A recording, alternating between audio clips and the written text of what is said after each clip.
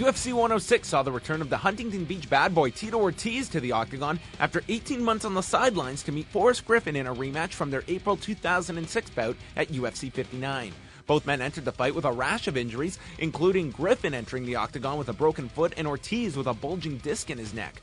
Most had the fight even entering the third round, and the fight seemed cemented for Griffin after dominating the third frame against an exhausted Ortiz who could not mount any sort of output in the final 5 minutes. Judges' scores were 30-27 and 29-28 for Griffin, and one judge having it 29-28 for Ortiz. Ortiz was not receptive to the chorus of boos following the fight, where he listed off his injuries. At the post-fight press conference, Ortiz was pushing very hard for a third fight between the two men and suggested both being coaches on the next season of The Ultimate Fighter, which begins taping in January.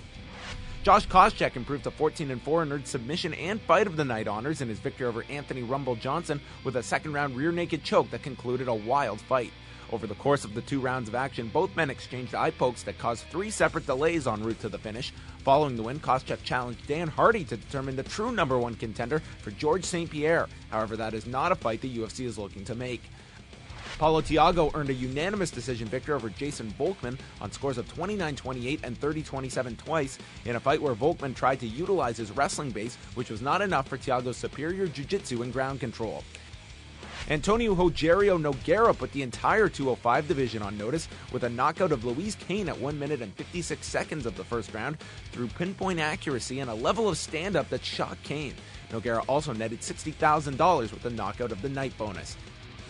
And the main card of 106 kicked off with the most dominant performance of Amir Sadollah's career, where he punished a returning Phil Baroni for 3 rounds and earned the unanimous decision victory. Sadollah's Muay Thai was the difference, as his constant delivery of elbows, knees, and a deadly clinch were the order of the day in this welterweight collision.